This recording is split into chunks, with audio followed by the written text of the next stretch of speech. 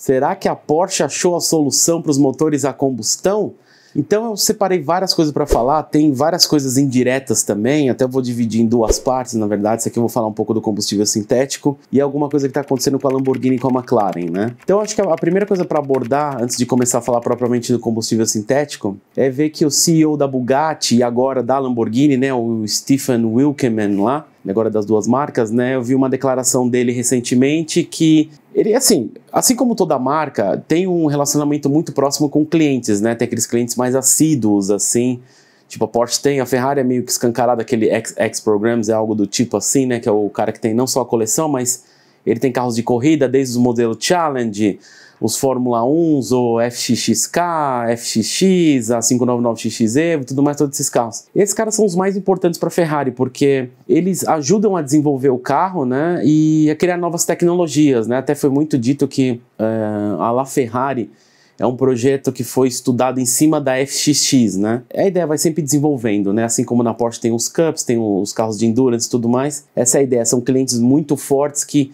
opinam dentro da marca e colocam um norte, né? Tipo, qual que vai ser o próximo passo, né? E você vê o Stephen Wilkeman falando que ele conversando com os clientes, né, mais assíduos, então seriam os proprietários de Bugatti, colecionadores aí, e de Lamborghini também. Então ele falando que assim, conversa com eles direto, normal, e ele fala que o pessoal não tem intenção de, não vê e não quer que os próximos carros da Lamborghini, nessa década pelo menos, e os da Bugatti, sejam elétricos. Não, a proposta da Bugatti é uma outra, assim como da Lamborghini, e vai perder um pouco a essência do que são essas marcas, né? Então, ele fala lá que ele tem várias reuniões, então, assim, tem coisas que não tem o que fazer, mas ele falou assim, a gente vai manter os carros a combustão o mais tempo possível, né? Isso é bom pra gente, mas ao mesmo tempo a gente fica preocupado, né? Tipo, legal, ele tá falando isso, mas e aí, como é que vai ser, né? Aí, algumas semanas aí, a Porsche anunciou um suposto desenvolvimento de um combustível sintético, né? A ideia é o seguinte, eu vi que algumas empresas também estão desenvolvendo, não é só a Porsche, é que assim, sempre a gente, passado a notícia pra gente na imprensa, ela sempre coloca a mais forte, né? Então assim, nessa parceria do desenvolvimento da Porsche, na verdade são várias empresas. É que sempre se fala Porsche, acho que o nome é muito forte, como se trata de carros de performance, então acho que é o que impacta mais, né? Mas basicamente, vamos sempre então a Porsche, que é a que produz os carros, né, de ruas e tudo mais. Aí você tem a Siemens, que é uma outra empresa alemã também, que ela produz eólicos e turbinas de vento, como eles chamam, né? Você tem a AMI, que é uma empresa chinesa que desenvolve tecnologias de combustível. Você tem a Enel, que é de energia, ela é italiana, né? Ela foca em energia eólica e eletrólise, que eu vou falar mais pra frente. Você tem a ENAP, que é uma empresa chilena petrolífera, que ela seria responsável pelas equipes operacionais, né, manutenção e logística. E você tem a ExxonMobil, que é uma empresa americana petrolífera também, fora o governo alemão aí financiando 8 milhões de euros, e da Porsche vindo com 20 milhões de euros, né? Então assim, são investimentos de vários lados, né? Então, até interessante assim, porque eu acho que tá tudo interligado, né? Eu falei Porsche, mas por que a Porsche tem a ver com Bugatti, por que tem a ver com a Lamborghini? Bom, é o grupo Volkswagen, né? O grupo Volkswagen é dono de tudo isso, né? Então, lá em cima tá a Volkswagen, tem as subdivisões. Então, lá você tem, né, várias marcas entre Audi, Lamborghini, Bugatti, Ducati, putz, tem tanto, Skoda, Seat, Bentley, eu tô tentando lembrar aqui, eu não lembro se a Scania também tem várias empresas, né? Eu tava lendo, né, putz, como é que funciona esse combustível sintético, né? Basicamente, ele usa meio um processo de eletrólise. Eu acho que se você, dependendo da tua idade... Bom, eu imagino que você teve química no teu colégio, se você tem um estudo pelo menos até o 2º grau. Se você não tem, eu te dou uma ideia. Bom, qualquer composto que tem na natureza, você tem moléculas, né? Para produzir o negócio da eletrólise, meio você pega o composto, né, o H2O, você quebra, né, a molécula de água, hidrogênio e oxigênio através de corrente elétrica, né? Então você quebra as moléculas, você separa lá a ideia, tipo, é isso, né, o processo da eletrólise. Aqui é basicamente isso, ele tem uma questão da água separar o hidrogênio do oxigênio, mas ele ao mesmo tempo ele captura o dióxido de carbono que seria que a gente tem bastante, vai. O dióxido de carbono seria o que tem abundância na natureza que os carros a combustão emitem. Então a ideia é o seguinte, ele não só produz um negócio sintético e melhor, mas ele pega a poluição, ele mata a poluição do ar. É tipo isso, né? Mas óbvio que tem algumas questões a mais que a gente vai falar sobre isso daí, né? A ideia da planta, na foto aí, que eu até deixei aqui de fundo no computador, né? O projeto chama Haru Ono, né? Então ele sintetiza o hidrogênio, o dióxido de carbono da superfície, né?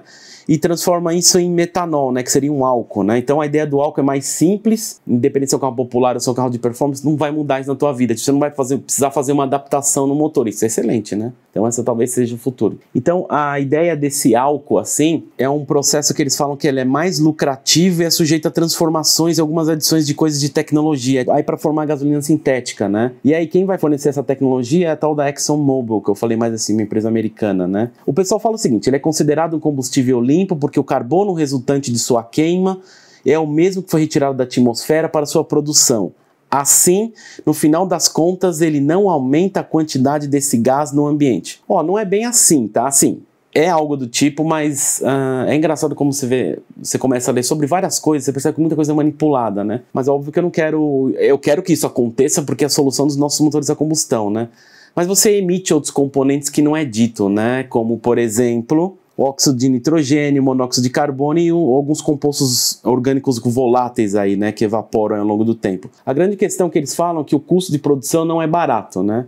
Mas se produzir em alta escala, ele vai poder chegar no mesmo preço de uma gasolina ou de um álcool nas bombas aqui que a gente tem aqui mesmo no Brasil, apesar que a gente é arrebentado de imposto aqui, mas vamos pensar de uma maneira normal. Essa joint venture, todas as empresas, eles falam que assim, com a cooperação do governo, e esse é o meu maior medo, o preço desse combustível a longo prazo vai ser o mesmo da gasolina normal que você coloca que a gente coloca nos nossos carros, né? Então, assim, é a solução, é o futuro provavelmente para a gente ter o prolongamento dos motores a combustão aí, né? Só que, como eu falei, a ideia para a produção, né? Você precisa elétrico, lembra que eu falei da eletrólise, né? Você precisa dar um choque de energia na água, né? Para poder quebrar a partícula, né?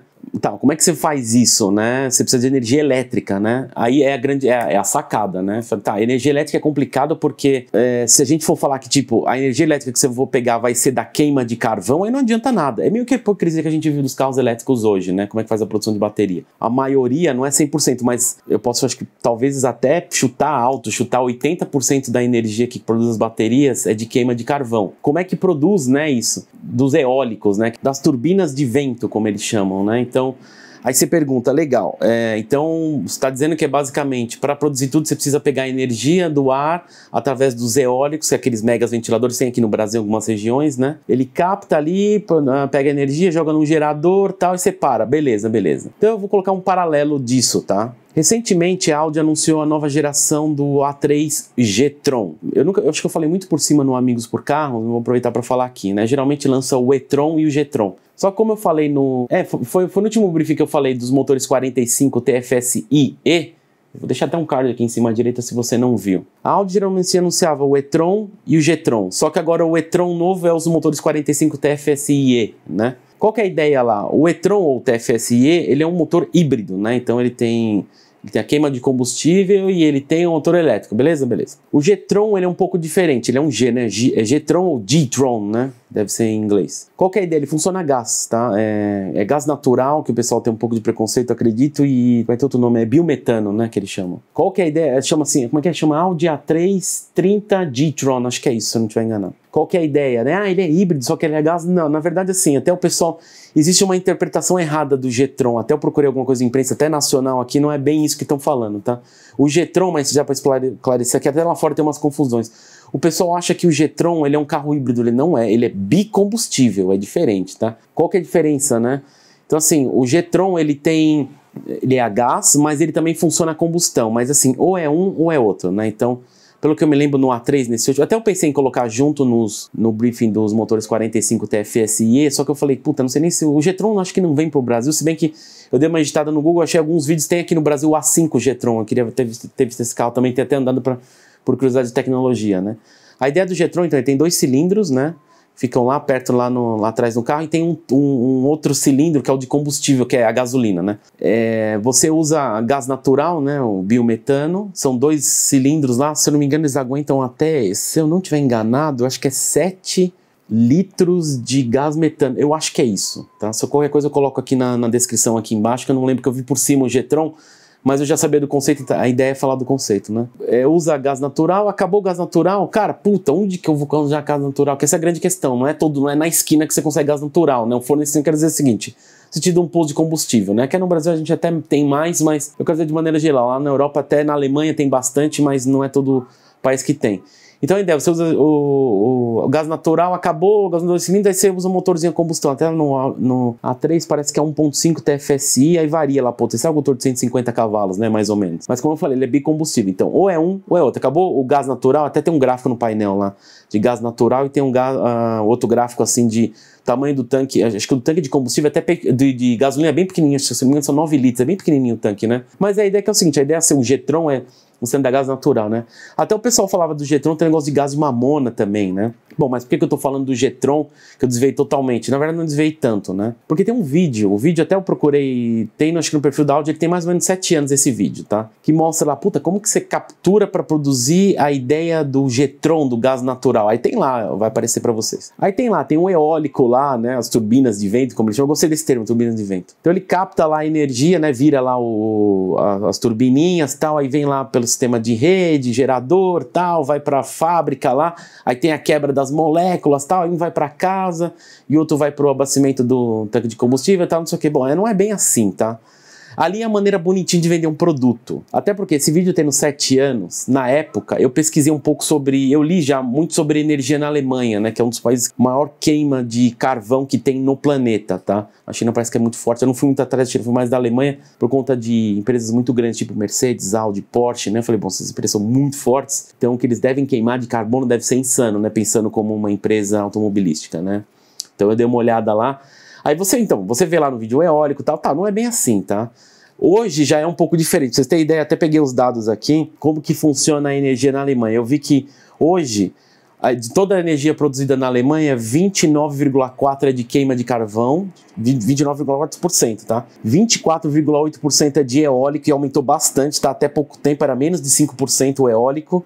E a nuclear, que é a terceira, é 13,8%, né? Não é assim que funciona na época, né? Hoje pode ser um pouco mais, mas a captura não era. O eólico é a maneira de bonitinho, é o que menos, é o que não polui, que na verdade não é mentira também. O eólico polui pra caralho também. Não, é que ele pega pelo vento, tal, não é. Mentira. É aquele meme lá do carinha, né, tá no carro a combustão, me sinto sujo, aí tem a fábrica no fundo, me sinto limpo. É algo do tipo, porque na verdade, esquece o eólico e coloca uma usina de queima de carvão, estão poluindo, coloca ali que é mais a realidade, pelo menos na época, né? Hoje é um pouco diferente, mas vamos lá. Então, eu fui muito atrás disso, né, porque a primeira-ministra lá da Alemanha, Angela Merkel, né, ela falou que em 2022 ela vai desligar todas as usinas nucleares, isso é um projeto ousado. Aí você vai entender por que o governo tá junto com a Porsche, junto com todas essas empresas, investindo, o governo vai investir 8 milhões de euros, né, a Porsche 20 milhões, e as outras empresas outra grana, mas eu foquei mais nessas, né? Por que o governo tá entrando nessa? Pô, o governo, a Angela Merkel vai desligar um monte de usina, ela até fala que,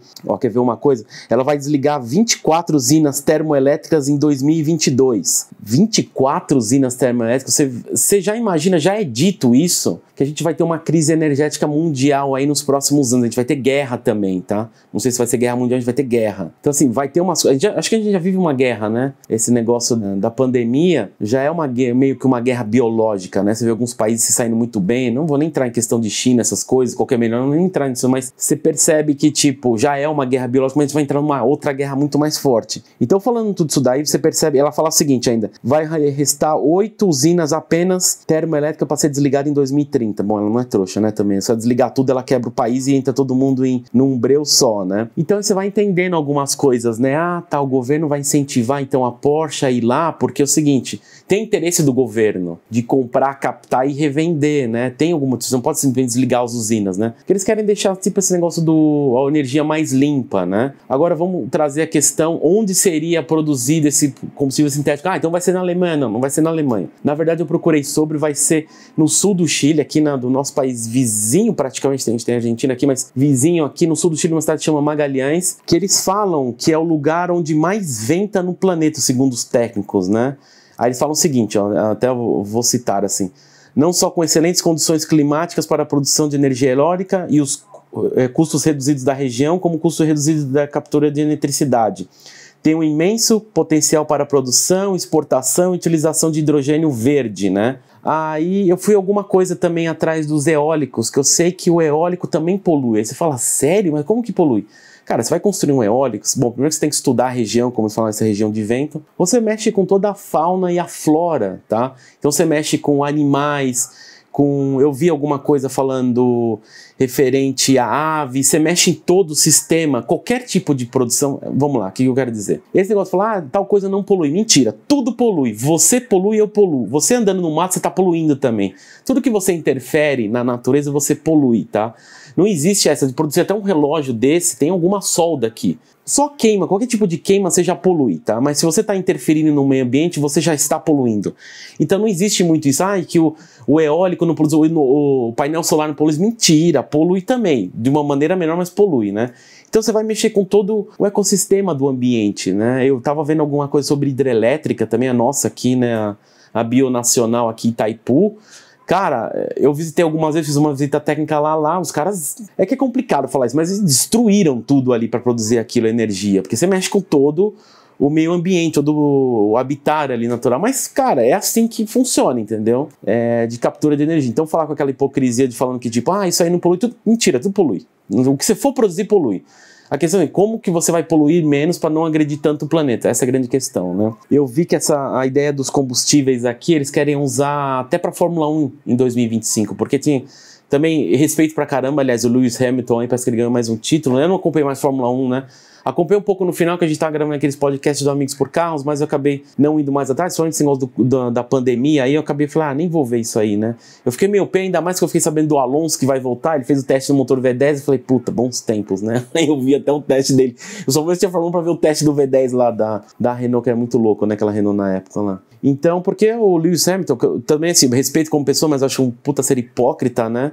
Que ele queria que a Fórmula 1 queria se transformasse em elétrica. Oi, a Fórmula E é o quê mesmo, sabe? Sai daí, vai pra Fórmula E. Então o pessoal quer fazer lá na Fórmula 1, tipo, não vai ser elétrica, não tem nem sentido. Aliás, a Audi, quem que era? A Audi e a Mercedes, se eu não me engano, ou foi a BMW, saíram na Fórmula E, porque falam que a adesão referente a não só patrocinadores, mas o público, o pessoal não gosta da Fórmula E.